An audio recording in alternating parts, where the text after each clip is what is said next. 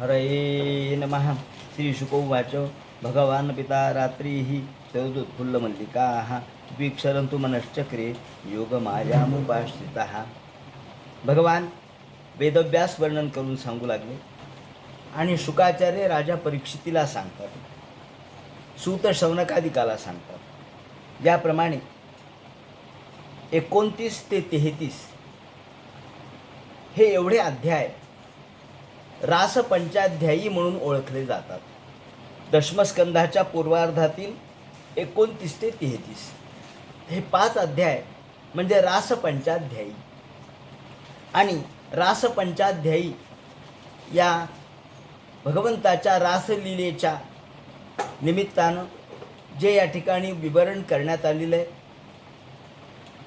ते समजून घेण्यापूर्वी आपण रासपंचाध्यायीचं स्वरूप, रासपंचाध्यायी म्हणजे काय, रास म्हणजे काय या संबंधीचं चिंतन करूया. रास शब्द रसपासून झाला. रस या शब्दापासून रास असा शब्द झाला. आणि जो रस आहे, रस म्हणजे काय, रस शब्दाचा अर्थ रसो वै सहा असा आहे. रस, भगवान हा रसयुक्त आहे, भगवान हा रसमय आहे. आपल्या नाट्यशास्त्रामध्ये भरत मुनींनी रस इति कः पदार्थः असा प्रश्न विचारून, रस हा कोणता पदार्थ आहे, रस काय पदार्थ आहे असं विचारून उच्चते आस्वाद्यत्वात असं म्हटलेलं आहे. रस म्हणजे आस्वाद्यता. आस्वाद्यता, जिथे आस्वाद्यता आहे तो रस आहे. रस हा आस्वाद्यच असतो, म्हणजे तो रसपूर्ण असतो, आस्वादनाला योग्य असतो. किंवा आस्वाद म्हणजे स्वाद, चव घेणे, अर्थात अतींद्रिय परिभोगवीन इंद्रिया करवी. ब्रह्मज्ञान जरी झालं तरी ब्रह्मज्ञान हे कोरडं आहे, परंतु ज्या वेळेला ब्रह्मज्ञानाला भगवंताच्या सगुण उपासनेची जोड मिळते त्यावेळेला ते रसपूर्ण होतं. आणि म्हणून शुकाचार्यांदिकांसारखे मोठमोठे योगीसुद्धा, योगींद्रसुद्धा जे परमपदाला पोचलेले आहेत त्यांनासुद्धा भगवंताच्या या लीलेची आवड निर्माण झाली. त्यामध्ये रममाण व्हावंला वाटलं, रममाण झाले, कारण भगवंताचं स्वरूपच रसमय आहे. आणि ही रसमयता, रसवत्तता. रस म्हणजे काय, आस्वाद्यता. आस्वाद म्हणजे काय किंवा रस म्हणजे काय या संबंधीचं विवरण करताना ते म्हणतात की हे जे नवरस आहेत, ह्या सगळ्या नवरसांच्या मध्ये शांती हा शेवटचा रस आहे. शांताची या ठिकाणी माऊलींनी म्हटलंय की शृंगाराच्या माथा शांतरस बसवीन. माऊलींनी सुद्धा गीतेवर भाष्य करायचे. गीता ही तत्त्वज्ञानाचा गाभा आहे, 10 उपनिषदाचं सार आहे. पण एवढं अवघड तत्त्वज्ञानसुद्धा माऊली काय म्हणतात, शृंगाराच्या माथा शांत रसाला मी बसवीन. म्हणजे नवरसा भरवी सागर उचित रत्नांचे आगर. नवरसा भरवी सागर, मी माझ्या काव्यामध्ये, साहित्यामध्ये नवरस निर्माण करीन. आणि या सगळ्या नवरसाच्या मध्ये शृंगार हा त्याचा राजा आहे असं म्हणतात. सगळ्या राजा म्हणजे श्रेष्ठ. सगळ्या रसांचा राजा कोण, तर शृंगार. आणि शृंगाराच्या माथावर शांत रसाला स्थान माऊलींनी दिलेलं आहे. ज्याप्रमाणे इथे सुद्धा या रासलीलेमध्ये शृंगार आहे, कारण शृंगार तर रसांचा राजा आहे. आणि भगवान गोपालकृष्ण मन्मथाचा बाप, कृष्ण माझा मन्मथाचा बाप आहे. मन्मथ म्हणजे कोण, मदन. मदन जिथे आहे तिथे शृंगार नसेल का, जिथे मदन आहे तिथे शृंगार आहे. मदनाच्या 5 बाणांनी कोण घायाळ होत नाही. महादेवासारखे सुद्धा तपस्वी घायाळ झाले, फक्त नरनारायण त्यातून वाचले. म्हणून भगवान गोपालकृष्ण हे तर त्याचे बाप आहे. या ठिकाणी ते म्हणतात मदन हा भगवंतापासून जन्माला आला, म्हणून भगवंत हा मदनाचा उत्पत्तिकारक आहे, जगाचा उत्पत्तिकारक आहे, तसा मदनाचा देखील उत्पत्तिकारकच आहे. आणि म्हणून हा उत्पत्तिकारक असणारा भगवान शृंगारमय. पण भगवान या ठिकाणी केवळ शृंगार नाहीच सांगत, शृंगाराचा माथा शांत रसाला त्यांनी बसवलेलं आहे. आणि म्हणून ह्या ज्या विरहिणींचं वर्णन या ठिकाणी केलं आहे, गोपिकांचं वर्णन या ठिकाणी केलं आहे, ते शास्त्रामध्ये भगवान हा कसा आहे तर सच्चित आनंद या स्वरूपाचा आहे. सत म्हणजे सत्वगुणांनी युक्त अस्तित्व भगवंताचं कायम स्वरूपी आहे. तो सत्य आहे, तो केवळ सत्यमय आहे. म्हणून त्रिसत्यम आपण बघितलं ब्रह्मस्तुतीमध्ये, जेव्हा गर्भस्तुती केली ब्रह्मदेवानी तेव्हा त्यांनी सांगितलं आहे भगवान आपण त्रिसत्य आहात, त्रिकाला बाधित सत्यत्व तुमच्याजवळ आहे.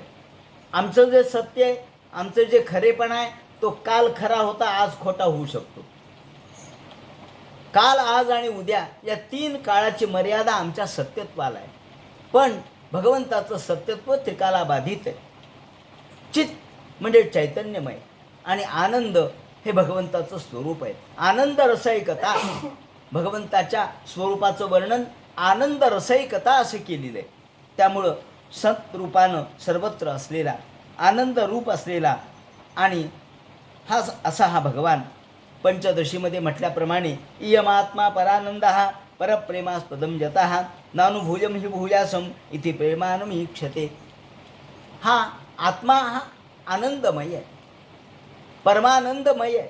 भगवान हा देखील आनंदमय आहे, आनंदाचा सागर आहे आणि प्रेम हे त्याचं स्वरूप आहे भगवंताचं. इति प्रेमानमीक्षते, भगवंत हा प्रेममय आहे, प्रेम हे त्याचं स्वरूप आहे, आनंद हे त्याचं स्वरूप आहे. आणि यामध्ये हा रस चाखायचा असतो, रस भोगायचा असतो, रसाचा अनुभव घ्यायचा असतो. रसाचा अनुभव दुसऱ्याला देता येत नाही, कारण रस हा आपणच आत्मसात करतो. रसानुभूती ही ज्याचे त्यालाच येते आणि तिथे भाव असल्याशिवाय रसाची अनुभूती येत नसते. तुम्ही भावरहित भगवंताकडे गेलात तर भगवंताचं सुद्धा दर्शन होत नाही, कारण ज्याला भाव नाही तिथे देव नाही. आणि म्हणून भावयंती ती भावा हा या ठिकाणी भरत म्हणतात नाट्यशास्त्रामध्ये भावयंती इति भावा हा. भावयंती म्हणजे काय? भावयंती म्हणजे आस्वाद्य योग्य कुर्बन. भावयन म्हणजे आस्वाद्य योग्य कुर्बन. भावयन शब्दाचा अर्थ आस्वाद्यता याच्याशी जोडलेला आहे. म्हणून जिथे भाव आहे तिथे ईश्वर आहे. आपल्यामध्ये जर भाव असेल तर देव आपल्याला दिसेल. तुम्ही ज्या भावनेने देवाकडे जाताल त्या भावनेने देव तुमच्याकडे येतो. आणि म्हणून भाव फार महत्त्वाचा आहे. तुम्ही ज्या ज्या भावनेने, तुम्ही जर त्याच्याकडे दगड म्हणून पाहिलं तर तुम्हाला दगड दिसेल, तुम्ही त्याकडे ईश्वर म्हणून पाहिलं तर तुम्हाला ईश्वर दिसेल. अहो, ज्या पद्धतीने आपण जगाकडे पाहावं त्या पद्धतीने जग आपल्याला दिसत असतं. आणि म्हणून ईश्वरसुद्धा असाच आहे. आपण ईश्वराकडे, या सगळ्या स्थावर जंगमात्मक असणारं जे विश्व आहे त्या विश्वाकडं ज्ञानेश्वरांच्या सारखे श्रेष्ठ संत भगवान म्हणून पाहतात. विश्वात्मा असे शब्द वापरतात. आता विश्वात्मके देवे येणे वाग्यज्ञे तोषावे. विश्वात्मा, सगळा विश्व हे भगवंताचं स्वरूप आहे. जग जगदीशू, जग हेच जगदीश आहे. जग आणि जगदीश वेगळा नाही, विश्व हाच विश्वंभर आहे. आणि म्हणून जन हेच जनार्दन, जन जनार्दन ऐक्य जाण. जनी जनार्दन स्वामी आपल्या साहित्यामध्ये म्हणतात की जन जनार्दन ऐक्य जाण. जन हेच जनार्दन. या ठिकाणी एकात्मता ही संतांची दृष्टी होती आणि या एकात्मतेच्या दृष्टीने ही भावना निर्माण होणं महत्त्वाचं आहे. आपल्याला भावना निर्माण आपल्या मनात झाली नाही. अहो, साधी गोष्ट आहे, आपण एखाद्या डॉक्टरकडे जातो. का बरं जगामध्ये इतके डॉक्टर आहे, तुम्ही याच डॉक्टरकडे का जाता? नाही नाही, माझी श्रद्धा आहे, त्यांनी काही जरी दिलं तरी याचं बरं होतं. कसं काय हो म्हणले तर श्रद्धा, भावना, आमची भावना आहे त्यांच्यावर. म्हणून आपले ठरलेले डॉक्टर असतात, ठरलेले वकील असतात, ठरलेले सल्लागार असतात. कशामुळे? आपली भावना असते. आणि भावना आहेत की हो श्रेष्ठ या तर्काहून. भावना सगळ्यांमध्ये श्रेष्ठ आहे. तर्क महत्त्वाचा नाही आहे, तर्कापेक्षा भावना श्रेष्ठ आहे. आणि या भावनेच्या द्वारे आपण तर्काचं कुतर्क करत बसलो तर तर्कातून आपल्याला देव मिळत नसतो. शेवटी आपण फोटोकडे पाहतो, मूर्तीकडे पाहतो. तेव्हा मूर्तीकडे पाहिल्यानंतर मूर्ती तांब्याच्या असतात, पितळाच्या असतात, दगडाच्या असतात, शाळीग्रामाच्या असतात. पण आपण त्यातला शाळीग्राम पाहत नाहीत, त्यातली मूर्ती पाहतो, म्हणजे देवत्व पाहतो. आपण काय पाहतो? देवत्व पाहतो. माऊलींनी एका ठिकाणी म्हटलंय की वाळूचा महादेव केला, वाळूची पिंडी केली, वाळूचा महादेव केला. आणि वाळूचा महादेव केल्यानंतर नमस्कार केला, त्याला पूजा अर्चा केली आणि मग काय केलं? विसर्जन केलं. कशाचं विसर्जन केलं? आपण गणपतीचं विसर्जन करतो ना, कशाचं विसर्जन केलं? अहो, त्याच्यातील पार्थिवत्वाचं विसर्जन केलं. पण अपार्थिवत्व जे दिव्यत्व आहे त्याचं विसर्जन होऊ शकत नसतं. म्हणून महादेव जरी मातीचा केला किंवा वालुकेचा केला तरी ती वाळू वाळूमध्ये मिसळून गेली, पण पूजा कोणाला पावली? पूजा त्या परमेश्वराला पावली. वाळूचा महादेव केला, वाळू वाळूमध्ये मिसळून गेली, पण त्याची पूजा, त्या संबंधीचं जी आपण आराधना केली ती कोणाला पावली हो? ती त्या निर्गुण निराकार निर्विकार परमेश्वराला पावली. आपण पार्थिव पूजन करतो गणपतीचं, त्यावेळेला ती काही मातीचं पूजन करत नाहीत, त्यात गणेश तत्व आहे हे बघून पूजन करतो. मातीमध्ये सुद्धा गणेश तत्व आहे. मी या ठिकाणी एवढं विवरण का करतो? तर आपली दृष्टी भौतिक आहे, आपल्याला तत्वाचा अर्थ कळत नाही, तत्व आपल्याला कळत नाही, आपल्याला फक्त तपशील कळतो. आपण जर म्हटलो तुम्ही कशाची पूजा करायलो? आपण मातीची पूजा करायलो म्हणतो का? नाही, हे गणेश आहेत. पूजा आपण मातीच्या गणपतीची करतो, पण त्याला माती म्हणत नाहीत. का?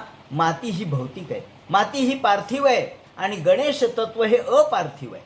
तेव्हा या ठिकाणी सगळ्या गोपिका कृष्णाकडे पार्थिव म्हणून आल्या नाहीत, केवळ कृष्ण एक प्रियकर आहे म्हणून आल्या नाहीत, तर कृष्ण परमात्मा आहे म्हणून आल्या. हे आपण या ठिकाणी लक्षात घेतलं पाहिजे. म्हणून ते म्हणतात की भगवंताचं दर्शन आपल्याला कशा पद्धतीने घडावं, आपल्या अंतरंगामध्ये ते घडलं पाहिजे. भगवंताकडे जाण्याचं साधन हे स्वप्न आहे, मूर्ती आहे आणि परोक्ष आहे. 3 प्रकारे आपण भगवंताकडे जातो. एक तर कधी स्वप्न साक्षात्कार घडतो, कधी मूर्तीच्या द्वारे आपण भगवंताकडे जातो, तर कधी परोक्ष भगवंताकडे परोक्ष प्रिया इवही देवा, हा परोक्ष दृष्टिकोनातून भगवंताकडे जातो. जेव्हा माऊलींनी विठ्ठलाची मूर्ती पाहिली, आपणही पाहतो, माऊलींनी पाहिली, पण जेव्हा भगवंताचं विठ्ठलाचं दर्शन ज्ञानेश्वर माऊलींनी घेतलं तेव्हा ते म्हणतात, पाया पडू गेले तव पाऊलची न दिसे. कसं काय हो? म्हणे माऊलींना पावलं का नाही दिसले? आम्हाला तर दिसतात पावलं, माऊलींना का नाही दिसले? अहो, माऊली ह्या भौतिक विठ्ठलाकडे पाहत नव्हत्या, त्या पारमार्थिक असणाऱ्या भगवंताच्या तत्त्वज्ञानाकडे पाहत होत्या, त्यांच्या तत्त्वमूर्तीकडे पाहत होत्या. आणि म्हणून पाऊल दर्शन घेताना सुद्धा पाऊलची न दिसे, उभाची स्वयंभू असे आणि समोरी की पाठीमोरा न कळे. आपण तर म्हणतो देवाच्या समोर मी उभा आहे. अहो, देवाला समोर काय आणि मागं काय एकच आहे. दोन्ही सगळ्या बाजूनी ईश्वर सारखाच आहे. हे ईश्वराचं तत्व म्हणून माऊली पाहत होत्या. चंदनाचे हात पायही चंदन, परिसा नाही ही न कोणी अंग. संत तुकाराम महाराजांनी वर्णन केलंय संतांचं की संत हे या प्रकारचे असतात, देवसुद्धा याच प्रकारचे असतात. कोणत्याही बाजूनी देवाला समोरून जा, पाठीमागून जा, वर जा, खाली जा, देवत्व एकच आहे. चैतन्य तत्व एक आहे, चैतन्यात फरक नाही आहे. चैतन्य इकडून आहे तिकडून आहे. दिवा समजा आपण लावला, नाही खाली प्रकाश पडतो, वर पडत नाही, असं होतं का? अहो, दिवा सगळीकडेच प्रकाशमय आहे. या ठिकाणी साखर अवघी गोड, तुकाराम महाराज म्हणतात. त्याप्रमाणे दीपा पाठी पोटी नाही अंधकार. संत तुकाराम महाराज म्हणतात, दीपा पाठी पोटी नाही अंधकार. दिव्याच्या पाठीमागं गेलं तर अंधार आहे म्हणे. अहो, दिवा हा परिपूर्ण उजेडाचं स्वरूप आहे, तो प्रकाशमयच आहे. मागं आणि पुढं, वर आणि खाली हे फक्त आपले व्यावहारिक शब्द आहेत, ते दिव्याला लागू पडत नाहीत. तसे भौतिक गोष्टी परमेश्वराला लागू पडत नसतात.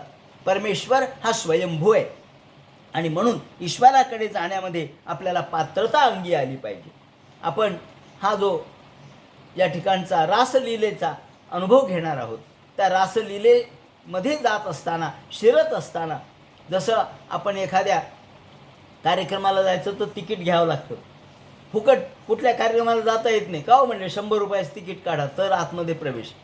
साध्या एखाद्या आगगाडीत बसायचं झालं खोट्या तरीसुद्धा आपल्याला तिकीट काढावं लागतं.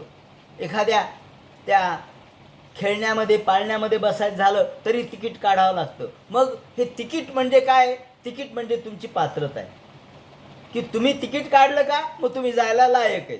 आणि इथं आम्ही काही तिकीट काढत नाहीत तरी आम्हाला वाटतं आम्हाला रासलीला कळली पाहिजे. नाही कळणार. त्यासाठी तुम्ही तिकीट काढा. ते म्हणतात कशाचं तिकीट काढायचं हो? त्यासाठी पात्रता प्राप्त करा. भक्त होण्याची पात्रता. आपण भक्त असलं पाहिजे. भक्त झालं तर भक्तीचा अर्थ कळेल. नुसत्या तर्काने भक्तीचा अर्थ कळणार नाही, शब्दाने भक्तीचा अर्थ कळणार नाही. केवळ तर्क हा वितर्क कुतर्क याच्याकडे जाईल.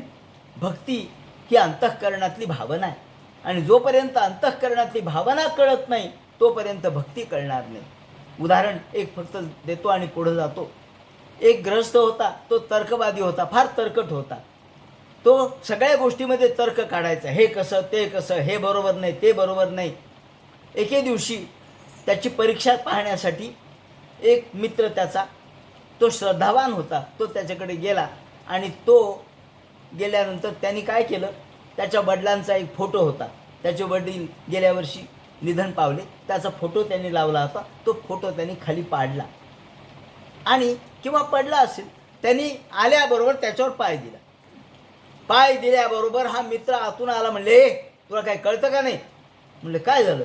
म्हणले माझ्या वडिलावर पाय दिला. तो म्हणलं कुठं वडिलावर पाय दिला? हे फ्रेम आहे म्हणले. हे वडील आहेत का तुझे? हे फ्रेम आहे साधी, हे वडील नाही आहेत. वडील ते गेल्या वर्षीच वारले तुझे. तो म्हणला ते काही नाही पण त्यांचा फोटो आहे ना. मग फोटो म्हणजे काय? फोटो म्हणजे काच. फोटो म्हणजे त्यावर काढलेले रेखाटलेलं चित्र. फोटो म्हणजे एखादं आपण जसा फोटो काढतो त्याप्रमाणे. तो खोटा आहे. फोटो काय खरा आहे का? जिवंत आहेत का वडील तुझे? ते बोलतात का? नाही. मग तुझे वडील असं कसं मांडलं? नाही नाही नाही माझ्या भावना दुखावल्या. आता भावना कुठून आल्या सांगा? या भावना कुठून आल्या? या भावना अर्थात अंतःकरणामध्ये, आपल्या अंतःकरणात भावना नावाची गोष्ट असतेच. जेव्हा आपल्या अंतःकरणाला ठेच पोहोचते तेव्हा आपल्या अंतःकरणातली भावना जागी होते. याला तुम्ही कितीही म्हणा की ही फ्रेम आहे, ही काच आहे, हे काढलेले रेखाचित्र आहे, हे वडील नाही आहेत, हे बोलत नाहीत, हे चालत नाहीत, सगळं खरं आहे. पण हे वडील नाहीत असं म्हणता येत नाही, कारण त्याची भावना आहे त्याच्यात. याप्रमाणे आम्ही सुद्धा या मूर्तीमध्ये भगवान पाहतो. मूर्तीमध्ये आम्ही दगड पाहत नाहीत. मूर्तीमध्ये आम्ही तांब पितळ पाहत नाहीत. मूर्ती म्हणजे ईश्वर आहे.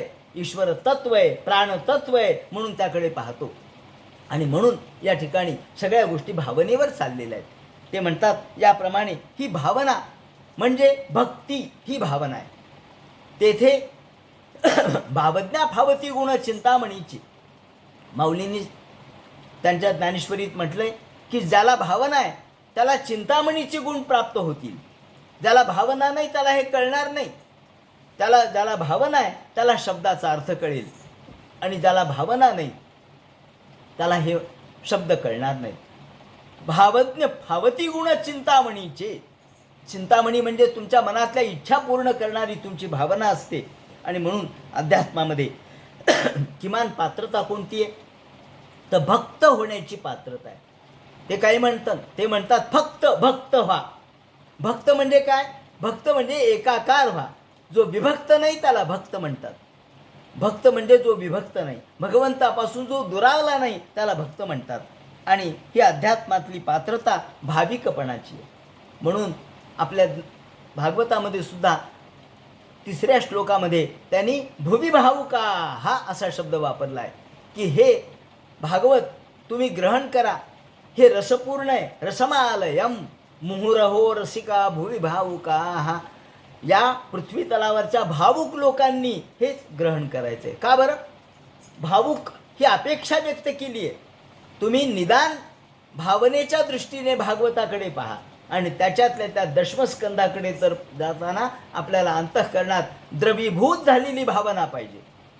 अंतःकरण हे भावनेने पूर्णपणे भावयुक्त झालं पाहिजे, द्रवीभूत झालं पाहिजे. आणि म्हणून रासक क्रीडेत प्रवेश मिळवायचा. आज आपण नुसती प्रस्तावनाच करणार आहोत. रासक क्रीडेत जर प्रवेश मिळवायचा तर पात्रता कोणती असावी? पात्रता पाहिजे ना, तिकीट काढलं पाहिजे ना. तिकीट कोणतं काढायचं आहे आपल्याला? पहिली गोष्ट, आपण आपल्या अंतःकरणातल्या पूतनेचा वध केला पाहिजे. कृष्णाच्या कथेप्रमाणेच आपण जाऊ. गोकुळामध्ये कृष्णाने पहिल्यांदा काय केलं तर पूतनेचा वध केला. पूतना म्हणजे काय? जी पवित्र नाही. पूत म्हणजे पवित्र. जी पवित्र नव्हती. मग आपल्या अंतःकरणामध्ये ज्या अपवित्र भावना आहेत त्या काढून टाकल्या पाहिजेत. म्हणजे पापवासना आधी काढून टाकली पाहिजे. हा पहिला नियम आहे की ही पहिली पात्रता आहे. दशमस्कंधातल्या 29व्या अध्यायाकडे आपल्याला जायचं आहे तर आधी कृष्ण चरित्रातल्या सगळ्या गोष्टी आपण परिपूर्ण केल्या पाहिजेत. कृष्णाने पहिल्यांदा पूतनेचा वध केला. पूत म्हणजे पवित्र आणि ना म्हणजे नाही. जी पवित्र नाही अर्थात जी पापवासनेने युक्त होती त्या पापवासनेचा आधी आपण क्षय केला पाहिजे. मग पहिल्यांदा तुम्हाला तुमच्यातल्या मनातली जी पापवासना आहे ती काढून टाकली पाहिजे. ही तुमची पहिली अट आहे. त्यानंतर मग भगवंतानी गोवर्धन पर्वत उचलला. गोवर्धन पर्वताचं वर्णन आपण परवाच केलं. हा गोवर्धन, गो म्हणजे इंद्रिय. आपले इंद्रिय हे भगवंताशी तन्मय रूपाने लावले पाहिजेत. गोवर्धन, गो म्हणजे आपली भक्ती, भक्तिभाव वाढवला पाहिजे. ही अंतःकरणातली भक्ती वाढवली पाहिजे. म्हणजे गोवर्धन हा पर्वत आहे. ही काही सोपी नाही आहे म्हणून तो पर्वत आहे. गोवर्धन म्हणजे भक्ती वाढवणं सोपी गोष्ट नाही आहे.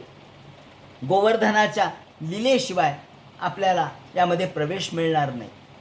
बकासुराचा वध केला पाहिजे. अघासुराचा वध केला पाहिजे. अघ म्हणजे पाप, पापाचा वध केला पाहिजे. दुष्ट भावनेचा वध केला पाहिजे. आणि गोवर्धन पर्वत आपल्या भक्तीचा आपण उचलला पाहिजे. हे वर्णन जे मी सांगतोय ते माझ्या मनाने सांगत नाही. डोंगरे महाराजांनी याचं विवरण केलेलं होतं. डोंगरे महाराजांनी म्हटलंय की गोवर्धन लीलेशिवाय रासक क्रीडेमध्ये प्रवेश नाही. आणि म्हणून रासक क्रीडेत शिरायचं तर प्रथम आपल्याला चित्त शुद्धी करणं आवश्यक आहे. म्हणजे पूतनेचा वध करणं आवश्यक आहे. भक्तीची वाढ करणं आवश्यक आहे. तरच आपल्याला या रासक क्रीडेमध्ये प्रवेश करता येईल. आणि ही रासपंचाध्यायी समजून घेताना आपल्याला त्या अंतःकरणातल्या प्रवृत्ती, अंतःकरणातल्या या सगळ्या भावना भगवंताशी तन्मयतेने लावल्या पाहिजेत. गोपी भाव आपल्या अंतःकरणामध्ये आणला पाहिजे.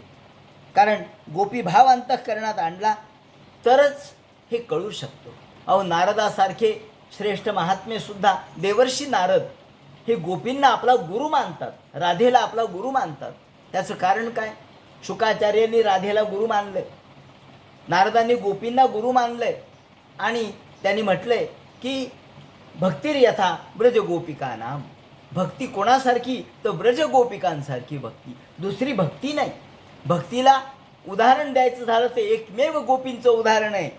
आणि म्हणून श्रीकृष्णांनी सुद्धा ज्ञानेश्वरीमध्ये, ज्ञानेश्वर 12व्या अध्यायात म्हणतात, अर्जुना तो योगी, तो मुक्तू, तो योगी आहे, तो मुक्त आहे, तो वल्लभा मी कांतू ऐसा पढिये. ज्या ठिकाणी भगवंतांनी सुद्धा भक्त आणि भक्ती आणि देव, देव भक्त आणि भक्ती यांचं नातं काय असू शकतं, देव आणि भक्त यांचं नातं काय असू शकतं हे सांगताना वल्लभा आणि मी कांतू, तो वल्लभा आणि मी कांत आहे. मी पती आणि ती पत्नी आहे. मी प्रियकर आहे आणि ती प्रेयसी आहे. हा जो अंतःकरणातला भाव आहे, हा भाव कशामुळे? ते म्हणतात हाच भाव सर्वात श्रेष्ठ आहे. कारण प्रेमाला या ठिकाणी व्याख्या नाही करता येत. प्रेमाला उपमा देता येत नाही. कारण प्रेम हे व्याख्येच्या पलीकडचं आहे, अव्याख्येय आहे. प्रेमाची आपल्याला भाषा दुसऱ्या शब्दात सांगता येणार नाही. ते म्हणतात प्रियोची प्राणेश्वरी.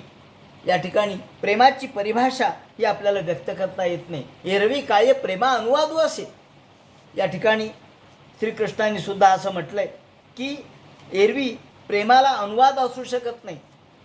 हे अर्जुना 12व्या अध्यायामध्ये श्रीकृष्णाने अर्जुनाला पुन्हा एकदा गोपींची आठवण करून दिलेली आहे. अहो एवढंच कशाला, ज्या वेळेला उद्धवाला भगवान ज्ञान सांगत होते, आता या वेळेला भगवंताचं वय 1400 वर्षाचं झालेलं होतं आणि या वेळेला सुद्धा भगवंताच्या अंतःकरणामध्ये गोपी होत्याच. उद्धवाला सांगताना ते म्हणतात की हे उद्धवा, गोपी यांना कोणत्याही प्रकारचं ज्ञान नव्हतं, पण प्रेमाने त्या मुक्त झाल्या. त्या कामभावनेने माझ्याकडे आल्या, परंतु त्यांचं कामच निष्काम होऊन गेला. त्या रतिभावनेने माझ्याकडे आल्या, पण ती रतीच विरती झाली. त्या रतीमध्येच विरक्तता प्राप्त झाली. आणि म्हणून हे उद्धवा, मग नग असो, खग असो, गोपी असो, हे सगळे माझ्याकडे ज्या ज्या भावनेने आले ते मुक्त झाले. याप्रमाणे ते म्हणतात की या रासपंचाध्यायीचं अभ्यास करताना, विवरण करताना आपल्याला कशा पद्धतीने याचा विचार केला पाहिजे, तर केवळ आपल्या मनातल्या ह्या सगळ्या बाह्य गोष्टी काढून टाकल्या पाहिजे. आपल्याला वासनेचे जे पुट आपल्या अंगावर चढलेले आहेत, जे देहभावनेचे पुट आहेत, ते काढून टाकले पाहिजेत, कारण त्याच्याशिवाय रसाचा अनुभव आपल्याला घेता येणार नाही. कसं काढून टाकायचे म्हणतात ते उदाहरण मुकुंदराजांच्या विवेक सिंधूमधलं देतो. मुकुंदराजांनी विवेक सिंधूमध्ये म्हटलंय की आपण एक खेळ आहे, खेळ आपल्यासमोर ठेवलं तर आपण काय साले सह खातो का हो? साल असती कशासाठी? केळाचं रक्षण व्हावं म्हणून. पण जेव्हा आपल्याला केळाचा आस्वाद घ्यायचा असतो तेव्हा त्याची साल काढून टाकावी लागते. सांडोनी केळीची सालडी, भोगी जेर स्वरूप गोडी. ज्याप्रमाणे केळाची साल बाजूला करून आपण केळाचा आस्वाद घेतो, त्याप्रमाणे बाह्य भावनेला बाजूला करा आणि भगवंताचा आस्वाद घ्या. भौतिक गोष्टी, पार्थिव गोष्टी बाजूला करा आणि भगवंत, बाह्य विषय बाजूला ठेवून भगवंताकडे जा. आपण दर्शनाला जातो मंदिरामध्ये, जोपर्यंत मंदिर येत नाही तोपर्यंत आपल्या पायामध्ये वाहनं असतात, चपला असतातच ना. मग मंदिर आल्याबरोबर आपण चपला बाजूला काढतो, वाहनं बाजूला काढतो. का हो? नाही, वाहनं घालून कसं जायचं देवाच्या मंदिरात? का बरं? अहो वाहना पायाचं रक्षण करणारे आहेत ना, आहेत, पण देवाच्या मंदिरात पावित्र्य आहे, ही भावना आहे का नाही? आहे. म्हणून आपण वाहना बाजूला करतो आणि मग मंदिरात प्रवेश करतो, पाय धुतो आणि मग मंदिरात जातो, सवळं नेसतो आणि मग गाभाऱ्यात प्रवेश करतो. सवळं नेसल्याशिवाय गाभाऱ्यात प्रवेश नाही. का हो म्हणले? आमच्या या कपड्यांनी नाही, कपड्यांनी नाही चालत. कपडे काढा, सवळं नेसा आणि मग गाभाऱ्यात जा, मग देवाला लागा. का? पवित्र आहे, देव पवित्र आहे. तसं जर आम्हाला या रासलीलेच्या गाभाऱ्यात प्रवेश करायचा झाला तर आम्हाला हा सगळा बाह्य वासनेचा जो पसारा आहे, त्याचे जे कपडे आहेत, वाहनं आहेत, ते बाजूला ठेवले पाहिजेत. आपल्या अंगावरचे कपडे बाजूला ठेवले पाहिजेत, आपल्या पायातल्या वाहना बाजूला ठेवल्या पाहिजेत. हे जसं तसं आपल्या अंतःकरणातले जे काम, क्रोध, लोभ, मोहादी विषय आहेत ते आपण बाजूला केले पाहिजेत. जोपर्यंत ते होत नाहीत तोपर्यंत आपल्याला रासलीलेचा अर्थच कळू शकत नाही. म्हणून ते म्हणतात की बाह्य विचार हे बाजूला केले पाहिजेत. पाय धुवून, सोळे नेसून जसं आपण मंदिरात जातो त्याप्रमाणे कविता, काव्य हे कसं भोगलं पाहिजे, तर विंदा करंदीकर नावाच्या कवीने म्हटलंय कपडे काढून. तर हे कपडे काढून याचा अर्थ बाह्य गोष्टी बाजूला ठेवून, बाह्य गोष्टी, बाह्य चर्चा बाजूला ठेवून आपण आतमध्ये गेलं पाहिजे. त्याप्रमाणे घंटा वाजवतो आपण. घंटा का वाजवतो? आपलं मन एकाग्र व्हावं म्हणून घंटा वाजवतो. आतमध्ये मंदिरात गेलं, गाभाऱ्यात गेलं, घंटा वाजवली की आपलं मन स्थिर होतं आणि आपण सगळे बाह्य विचार बाजूला. पण तिथं गेलंय, कधी कधी काय होतं, आपण मंदिरात जातो, मोबाईल जवळ असतो तर लोक फोन करतात. अरे कशाला मोबाईल तरी घेता? मोबाईलसुद्धा बाहेरची गोष्ट झाली, बाहेरची चर्चा झाली, बाहेरच्या बातम्या झाल्या, बाहेरचे विचार झाले, ते बाजूला ठेवून द्या. ते तुमच्या काही अंगभूत नाही आहे. फक्त मन तुमचं जवळ ठेवा आणि भगवंताकडे जा, तरच तुम्हाला आहा बोलाची वाली फेडी. जे माऊलींचं उदाहरण देतो, माऊलींनी 9व्या अध्यायात म्हटलंय, आहा बोलाची वालीफ फेडिजे आणि अर्थाची या अंगा घडीजे. काय हो, काय म्हटले त्यांनी? बोलाची वालीफ फेडिजे. इथे फेडणे म्हणजे काढून टाकणे, सोडून देणे. काय फेडायचंय? बोलाची वालीफ. वालीफ म्हणजे वरचं टर्कल, वरचा आवरण, वरची पांघरून वरचं. बोल म्हणजे शब्द, शब्दाचं वरचं पांघरून बाजूला करा. आणि अर्थाची अंगा घडीजे, आणि अर्थ समजून घ्या. तर आपण शब्द उच्चारतो, पण शब्द दिसतो आपल्याला, अर्थ दिसतो का?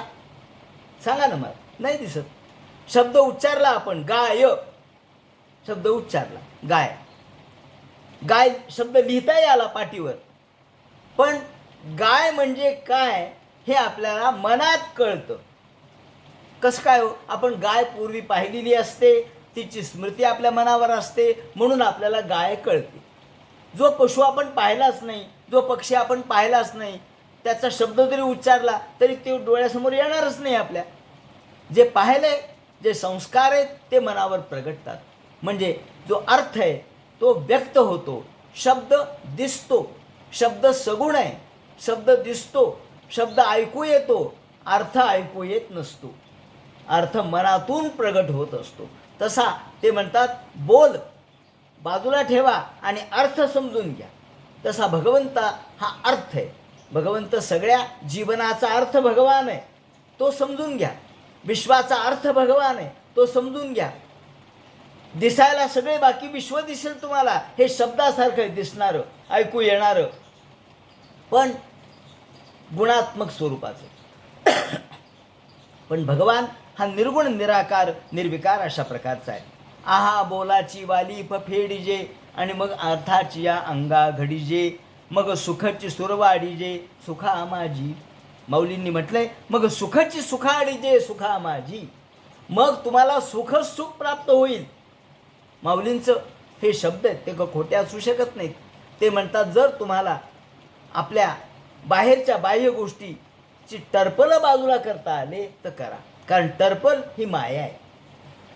कशासाठी आहे ते टर्पलं? समजा आपण शेंगदाणे लावतो, भुईमुग लावतो, भुईमुग पेरला, भुईमुग आला. जोपर्यंत तो आपल्याला आपल्या हातात येत नाही तोपर्यंत त्याला टर्पल आहे, कारण त्याचं संरक्षण आहे ते. पण आपल्याला शेंगदाणे पाहिजे तर आपल्याला टर्पल बाजूला करावं लागेल. काव म्हणले, टर्पल तुम्ही बाजूला केलं, इतके दिवस होतं, मग असू द्या ना.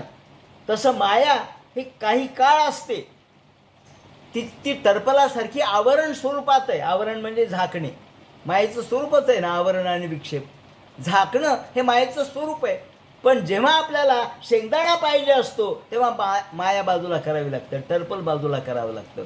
तसं ईश्वर पाहिजे असेल तर माईक पडदा बाजूला करा. शब्द हा केवळ नुसत्या ध्वनी रूपात नव्हे तर अर्थरूपात समजून घ्या. म्हणून ते म्हणतात,